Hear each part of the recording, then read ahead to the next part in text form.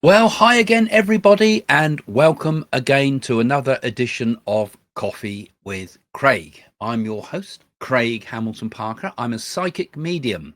So I look at the world's events and what's going on in the world through spiritual eyes, I hope, through the mindset of a medium, a spiritualist medium. So we're going to look today at Iran and whether peace can ever really be achieved in Iran and what form could it possibly take if this were possible.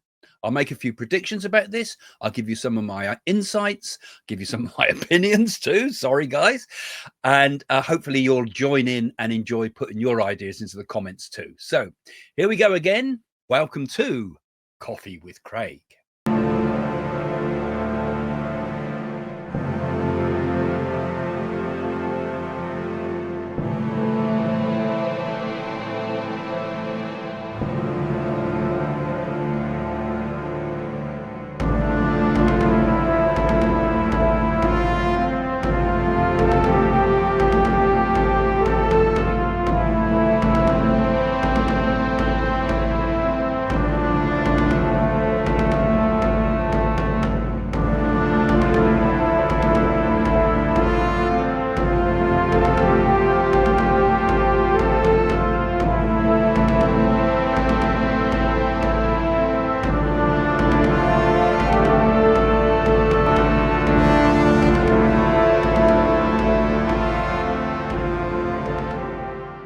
Well, nice to see you all again and welcome to the show. And as I always say, don't forget, give us that thumbs up, guys. It's really important for the algorithm to help to keep these videos active and high on the search results if we can. And if you're here for the first time, this is a great show. I'm telling you that it is a great show.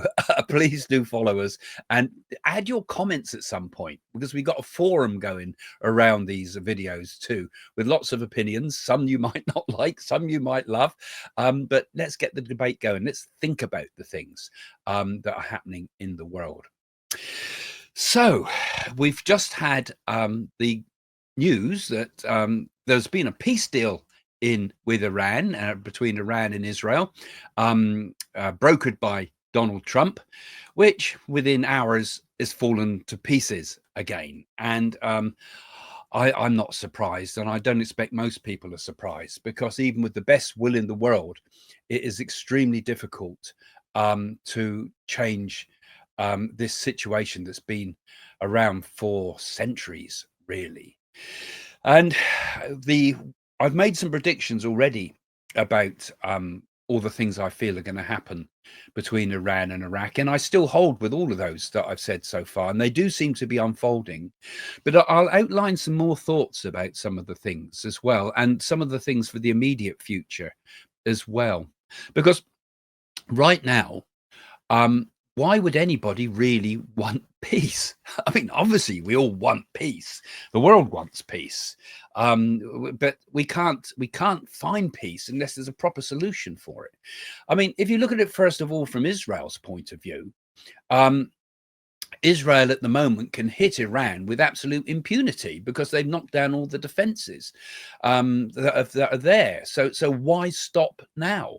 So I think any peace that Israel's agreed to, frankly, is really saying, well, yes, we'll agree to peace, but they'll fire a rocket at us at any time now. And then we've got the excuse to go back in, and it legitimizes what we do. I know that's a very sort of cynical sort of way of looking at it, but this is how wars work, really. We just need the excuse to go in. And there's also many sort of targets that still need to be hit, because I see that. Obviously, I predicted about the attack on the nuclear under mountain sort of bunkers and so forth. But did any of us see it coming that they would get the refined uranium and nuclear material and so forth out by lorries? 17 lorries went in there just before it was hit. So 17 lorries full of what? Full of your equipment that you need for basic stuff, some of the most expensive gear, some of the your computer files, and your uranium, of course. So somewhere along the line, that needs to be hit as well. It's all right killing the snake, but the poison's still there, isn't it? And Mossad on the ground, I'm sure, will be guiding airstrikes to this stuff. And I predict that this is going to be a major news item in the coming weeks. And also I predict this war's not going to come to a quick conclusion. It's going to run for quite a while yet. But peace will come eventually. And my feeling is that will be only when the regime falls. Because also another thing that you have to take in mind here, and I'm thinking here as much as clairvoyance actually, and let me know your views.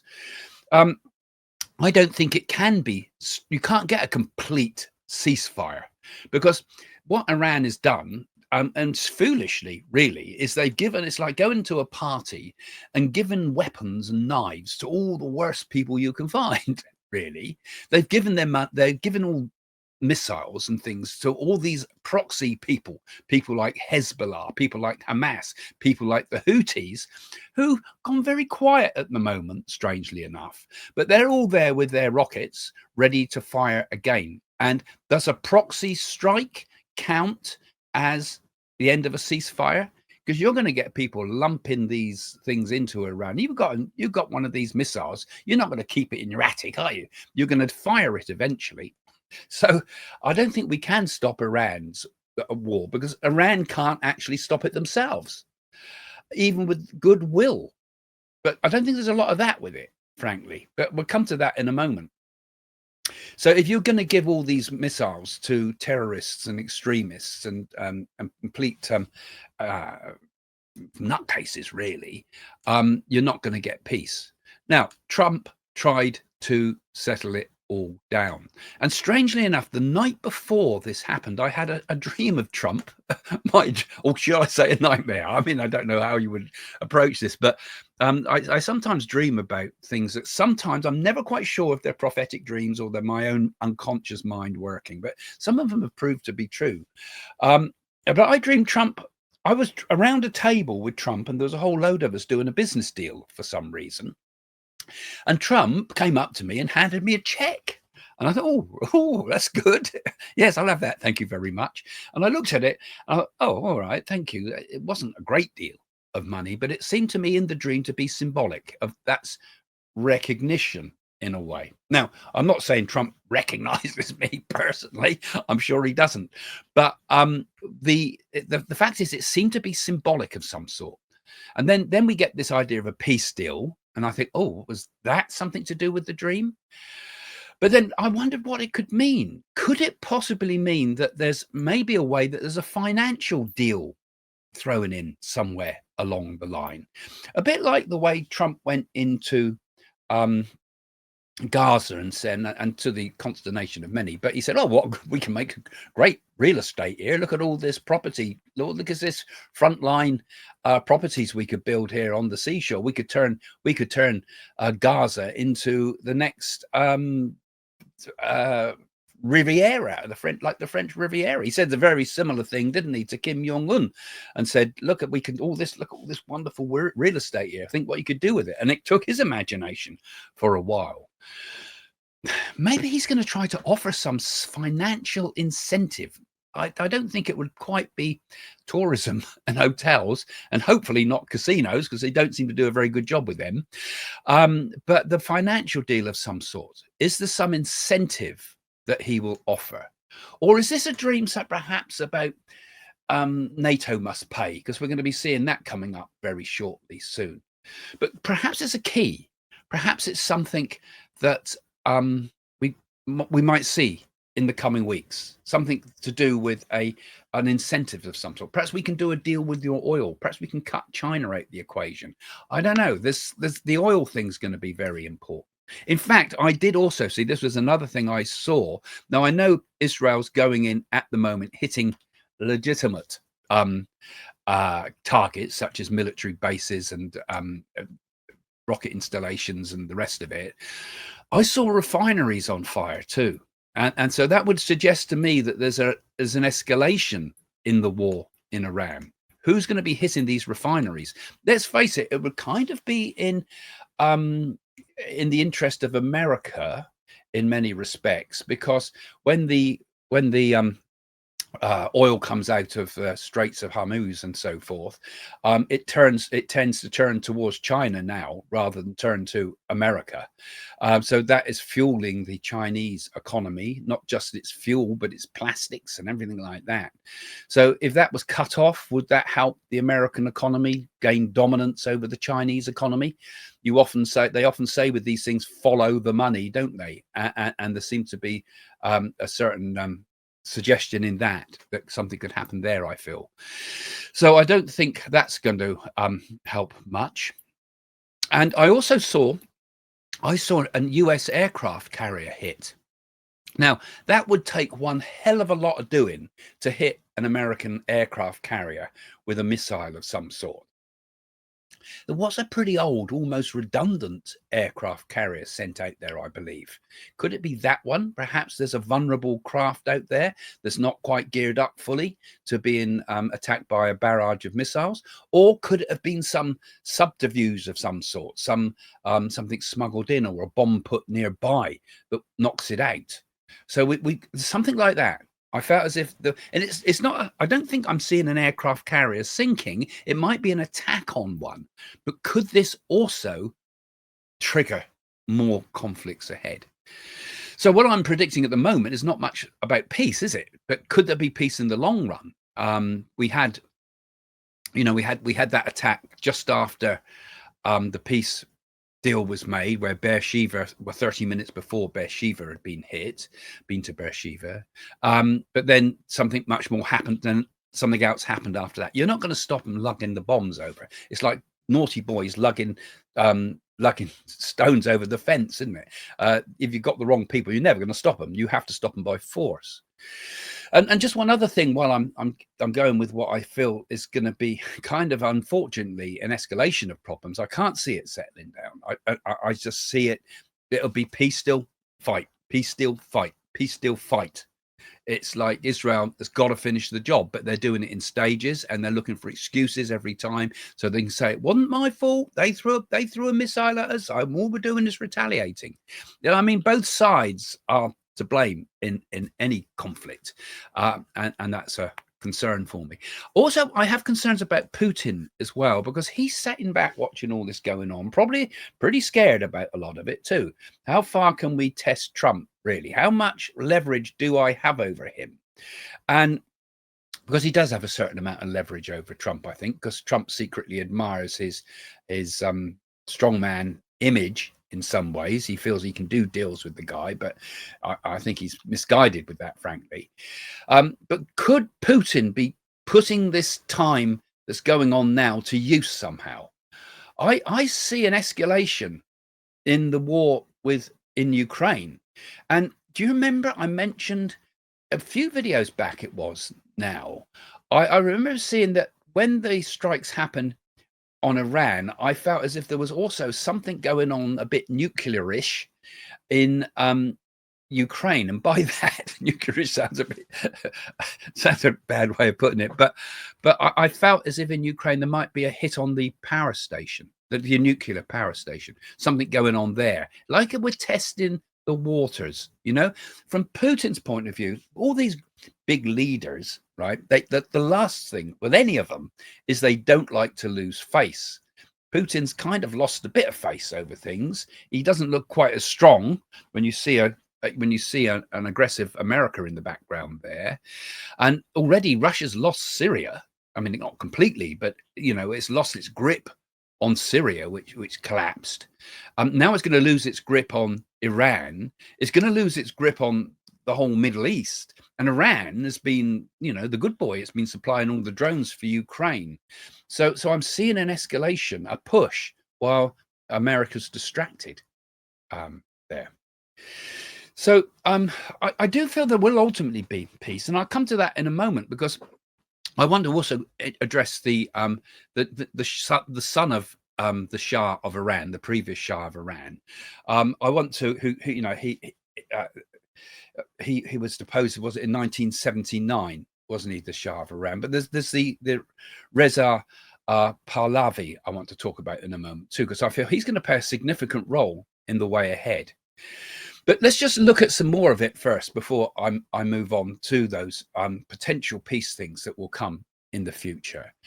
If you look at the whole caliphate there, we've got in Iran itself because we don't know the news in Iran. I mean, I don't go to Iran. I've spoken to Iranian people though, and I've spoken and my feeling is that not everybody's for the caliphate by any means. In fact, the young people of Iran hate the idea.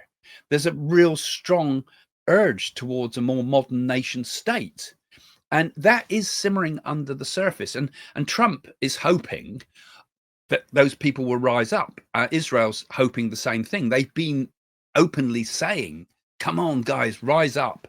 But of course, you're not going to rise up when there's bombs going overhead. You're going to wait and see. And it's going to make you more nationalistic anyway, because it makes you think not just about the caliphate and who's in charge of us, but it will make you think about my nation. You know, if someone was lobbing bombs at us again, like we had with the Luftwaffe, it brings everybody together. So there's kind of a period of national unity that's created by that. But that will die down once the bombing starts to die down and the dust settles, as it were, and Israel has kind of done its job and felt it's made Iran into a vulnerable nation that could be attacked at any point. Even though I feel that, you know, we might see rearmament of them with people like Russia perhaps getting involved with some of those type of things, but I think ultimately there'll be a period where there's a peaceful lull, as it were. It won't be a peace that's been declared. It will be almost like a lull between two wars, a longer period. And I think the people of Iran will start to think about the plans of the caliphate and might rethink things. I mean, you think about what they want to do. The caliphate, they want to export the Iranian Islamic revolution, and they want to export it through ideas like subversion. We see that in all the Arab states. We see it in Lebanon. We see it in Yemen. We saw it in Gaza. We see it all over the Arab world. This exportation of this everybody. Israel's a terrible place. The West a terrible place. I hate America sort of attitude, and they export it through terror as well. And we've seen it, and we're going to see, of course, you know, there will be a lot of terror attacks ahead. I'm seeing airplanes going down, multiple, and I'm seeing, you know, I'm seeing one coming down over Europe. There's an airplane coming down over Europe, unfortunately. So we've got to be very, very careful of the way ahead with this. There's going to be a lot of terrorist attacks on transport systems as well. And this will be a difficult period ahead. And do you remember at the beginning of the year, I think it was the beginning of this year, I also said I saw a sporting event having a nasty terror attack. So we've got all that as well. And the other thing that they're trying to export to the world is civil wars or social unrest. And we see on our streets a lot of people waving Iranian flags and so forth, protesting on both sides of the argument, the same as we've had in over the wars in Gaza, the troubles in Gaza and so forth.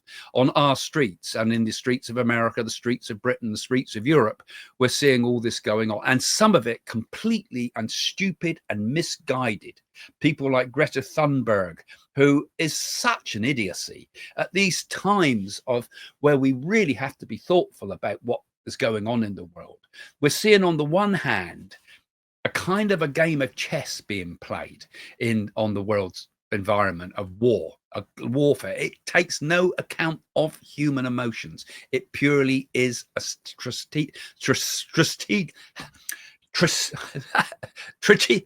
can't say that. I can't say it. Strategy. Okay, we're seeing a form of strategy in the world, but tempered with that, we've also got this emotional sort of bleating of Greta Thunberg that just brings it down to a level of idiocy and takes the eye of the attention of the world off what it should be thinking about, of how can we really get proper things done. What can we do? We do feel kind of helpless. So I can understand people with that sort of mindset wanting to make a lot of noise, but it don't do any good. It makes the matters worse, I feel, because I think we've got to look at the realism of the situation as well. What would it have happened? You know, I've said about Iran, civil war, civil unrest, civil wars, export Islamic revolution, subversion, terror. Those are the actual rules of the caliphate. That is what they want in our countries. And it's been stated by them what they will do. Now, if they had got the nuclear bomb, if we'd have said, oh, we must have peace at all costs, right? We must give them back their money like Biden did. We must do all the right things. Peace, man, peace, right? Okay, we got that. They get the bomb. What would their actions be? They have stated time and time again that if they had the nuclear bomb, they would wipe Israel off the map. Would we allow that? Would Greta Thunberg be there going over to Israel saying, oh, we've got to help all the radiation victims, you know, and they change sides like that, you know? It would be disastrous, not just for Israel, of course, but the whole world. The whole Middle East would come into chaos. If it blew up like that, it would create tensions between China and America and Russia and the rest of them, because once you start pulling out the oil, we're going to be fighting for resources and so forth. I mean, it'd be catastrophic. It really would be Armageddon, wouldn't it? It would be a world-changing events that none of us could do anything about, armed or not. We'd be seeing nuclear clouds and the rest of it. That would what it would mean if we're going to wipe Israel off the map. You know, they'd have to hit the whole lot. They'd probably spare places like Jerusalem, possibly. Tel Aviv would be gone. Most of Israel would be wiped off the map. That is their stated aim. And they've even stated, I'm not sure which one of them was, but one of the regime there said some while ago that, you know, and they said, well, what if it was retaliation? Because perhaps they think Israel might have nuclear bombs too. They won't say. I feel they have got nuclear bombs and had them for a very long time. But they say, well, you know, Israel's got 10 million people. We've got 80 million people. We're a bigger country and spread out. So we could win. We might lose a lot of people, but they would be martyrs. And we could do this, right? So the problem is the caliphate and the rest of them there and the regime are seeing this as a divine mandate. And a divine mandate like that is there is no room for peace. It is a world plan. They want Sharia law. They want to change every country one at a time. People coming into our country, people coming into America, people coming into Europe who are of that bent of Islam. Now, all Muslims are not of this same mindset, of course, but those that follow this kind of extremist way want Sharia law to rule each country one at a time. They want Sharia law in our schools. They want it in our education. They want it in our political system. They want that to be the dominant force. And we've become very weak to this. We won't ban it. We should ban it. What's the point of having an alternative law? You know, I mean, we shouldn't have religious laws of any sort taking over the country. Okay, we can turn to religious laws for moral advice, just as you might turn to Christian laws or Hindu laws or Buddhist thought, or whatever. That's great. But you can't start laying it down with belief systems, because that is so dangerous. So Sharia law is a very, very dangerous thing. And they want to change the whole world with this. If they had the nuclear bomb, with those mandates that I've talked about there, could we ever make peace with a country like that? Could we make peace with people with that sort of commitment? And that is their stated facts. Look it up. Check it out. Unfortunately, that is the way it's going. But I do feel that despite all this, now this is a very dark and black type of talk that I've given here to you today. But let's now look at the positive side of Iran, because Iran is a great and ancient nation. It's an ancient civilization. It's had multiple religions there. It's not just Islam. Before Islam, there was Zoroastrianism, which I've said rather wrongly, but that Freddie Mercury was into that. You might remember he was from that side, but it was a religion in many ways very similar to some of the Hindu ideas, actually, with the fire at the basis of its religion. The idea of the fire as being the symbol of the sun and the symbol of God and the light in the world. It was a very passive, peace-loving religion, and Christian religions are in there, and all sorts, and all other versions of Islam, not just the extremism that we're seeing. And it was a highly educated civilization. It was the birthplace of so many things, much of our mathematics, much of our understanding of the night skies in the early days, ancient civilizations embedded in its earth there that are fantastic, beautiful places that show the incredible culture that came out of that region when it was Persia and beyond, and the whole time. But the people there have it in their lives, in their genes. This is an ancient civilization. So if there was a great upheaval in Iran, I think it would be more likely to result in something better than the sort of upheavals we've seen in other Arabic countries when there's been revolutions and revolts. You know, when Gaddafi fell, there was not anything really there to sustain the country. You know, that there was not the bedrock of the civilization that Iran has, which I think will be one of the powerful things. And the symbolism is very important. Symbolism is more powerful than the atomic bombs.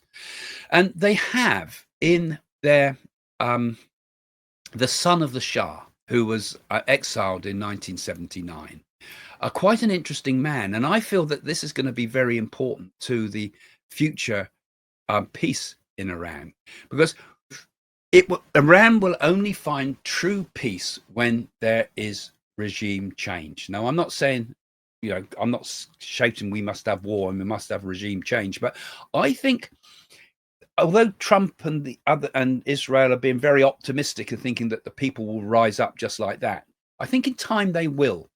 And in particular, the women's movement I've spoken about will rise up. And in particular, the Shah's son, Reza Pahlavi, who I started following on X. And could I suggest everybody does follow him on X? Because it's almost like a little bit of a mark of support in some way. Listen to him. Listen to some of his ideas of a peaceful transition to democracy. Iranians are listening to this too. And I believe that the actual real population of Iran, they really believe that they're desperate for change. They want to see change. But would you get up and start waving flags when you know that people are being put into prison and beaten? And if you know the things that they did to people, again, Greta Thunberg, you know, I mean, with all the things that you do with Hamas and all the rest of it, these type of people, these extremists were throwing gay people off the top of buildings, for example. You know, could we put up with that? Do we want these sorts of regimes having nuclear power, nuclear bombs, whatever form it takes? It's got to change. And I'm sure the people of Iran feel the same. So I'm seeing the return of the Shah to Iran in due course. It's a long process. I'm not sure of the timing, but I do feel it will happen. And I saw a new flag for Iran. I was asking ChatGPT what would it come up with of a suggestion of a flag for the new Iran, and it came up with some very contentious ideas. And I'm not really sure these would fly. Really, I put them up on the screen here actually, but I do feel there will be a new flag for Iran. It's like the old flag becomes a symbol of repression and something new arises. Whether it would be an Islamic flag or whether it would be more secular, I don't know. But I think they still keep its Islamic element, strong Islamic element, possibly the star and the crescent, possibly. But I do see a new Iran arising. And like I've said before, women are going to have a very, very strong element in this. Not immediately. This is further along the line. But Iran wants to come into the modern age. Iran has all the possibilities there to come into the modern age. It has tremendous resources still in oil, so it could build up its technologies. It could do all the incredible things that we're seeing around some of the Arab states at the moment, with these huge business building projects, enormous, great, incredible things going on there. That's what peace, the dividend of peace, can bring. That's what the dividend of not being a warring medieval time of mindset can bring. And it attracts new technologies, it attracts culture, it attracts movie making and all the rest of it. Iran could be a tremendous place, as could places like Lebanon and so forth that are under the shadow of Iran. So I do feel that in time we will see this. And what else can we do? Well, we can't do much. We obviously think about it and we worry about it and so forth, and the world is always going to be a place full of troubles and things. But it's very important from our own point of view to also try to find our own inner peace in these difficult times, because if we can find our own inner peace, we can also rebalance ourselves. And if we rebalance ourselves all the time, we can even rebalance the world. It can be done with so many simple things, I mean, for example, one of the things I was reading some Vivekananda, who I love very much, and talking about this, to look to our essence all the time. It's like when I go into meditations recently, my guides have said to me, "Look, just stillness, just stillness, just stillness." And I think, oh God, my brain wants to rush off getting predictions. No, stillness, stillness. And I think that's one of the things that each of us has to try to achieve. Stillness is not something, and peace is not something that is attained and that's it. Peace is something we have to actively try to do. It says it in the I Ching hexagram of peace, number 11. It says about how peace isn't something that just comes and that's it and it's all sorted. Peace is something you constantly have to maintain. Peace is something you constantly maintain. Otherwise, it turns its reverse, which is stagnation. That's what happens in the hexagrams. That's what happens in the world. That's what happens in us. So peace is an active thing. And one of the best ways to attain inner peace is, I think, to do something simple in a form of meditation. And maybe you could take this as a takeaway from this and give it a try, is to look to our essence. Now, when we see a big, strong man with big muscles, some of my friends are bodybuilders and things like that and boxers, you can see these strong arms. But the strong arms don't work without the nerves. So we look to the nerves. That is the essence of what makes the arm strong. And we look to the nerves and we look beyond the nerves and we see the energy force within it. We see, first of all, the body's energy force. Then we see what we call the lifetrons, the prana energy force, the spirit body that makes the nerves that work, and behind that we see the mind that makes the prana work, which makes the nerve work, which makes the body strong, right? And behind that is our true self, the peace. And the strongest way to get into that is to look to the very thing where that energy comes into the body and mind. And that's through the breath of all things. So look to your breath. Look to the way the breath moves automatically by itself. Don't try to change it and alter it or hold your breath. Just watch its beautiful natural flow. Sometimes people put a mantra on it like Om or So Hum, but just watch it in its own sake and look behind that, like I've just described. Look for the energy behind the breath and look for the mind behind the breath that is there, making the heart move, making the breath move, making the system work. And then look beyond that to what you find. And what you find is perfect stillness, perfect peace. And it's our duty, I think, each of us, to align ourselves within a peace, because as we change ourselves, we also change the world. And that doesn't mean stepping out of the world. Ramana Maharishi was accused by sometimes people when the wars started, oh, you mustn't just run away from the world. And he said, well, yes, we must, because it's more important than the worldly things to find enlightenment, which is an interesting concept. But I think we've got to do both. We've got to be hands in the world and a head in the forest, as Sai Baba said. We've got to be active and do what we can and what we can in the world. But it's also important that our mind is also in the forest, that we are in that inner peace ourselves. Because how can we ever call for peace if we're not at peace ourselves? And that's it. isn't it? Anyway, I've gone off in all sorts of directions there, but I hope you enjoy my chats. And one last thing, my daughter, Danielle Hamilton Parker, she went off and she did the zip wire thing that we tried to raise some money for. I'll let her announce it in the little video in a minute. We raised a lot of money. Thank you, thank you, thank you. It helps disabled children. It helps. It's helping her school that focuses on helping some of the most marginalized children in our society with some of the most difficult issues that they have to deal with, both mentally and physically. And she's working with that, and your money has helped do some good in the world. And I think when we see a world full of hardship and difficulties and troubles, let's just try to do the opposite. Let's try to do good things. And I really do thank you all for what you did with that. And I'm going to put the video up in a moment. And meanwhile, I suggest you, there's also another link in there where you can, in the description, if you want to give a bit more now, it all helps. And if you want to join and give some money to our foundation, we're also, Jane and I are trying to raise our spiritual money for our spiritual foundation to help spread the word of spirituality and open our center, as we're hoping to do. And also you can become a member, or you can become a YouTube member, or you can become a patron, because all those things help move this forward. Anyway, thanks for joining us. And now let me pass you over to my daughter, Danielle. Hi everyone, I've just come back from Northern Wales, finished my fundraiser, and I just wanted to say a big thank you.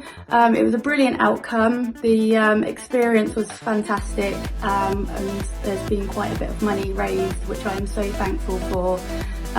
My aim was to go up to Northern Wales, partake in the Velocity, which is a zip line, which is the fastest in the UK. It goes about 100 miles per hour, and it was breathtaking. It was brilliant.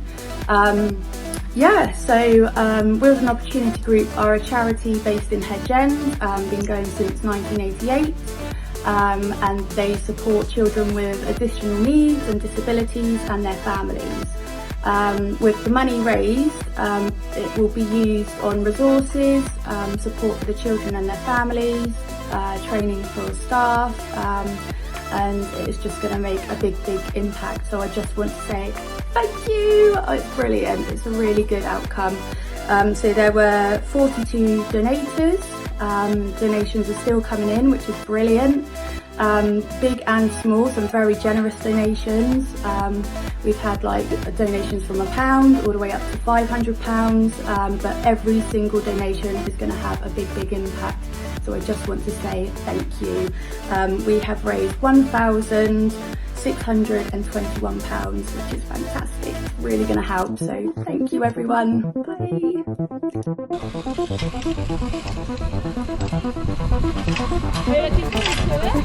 Yeah, I can't wait.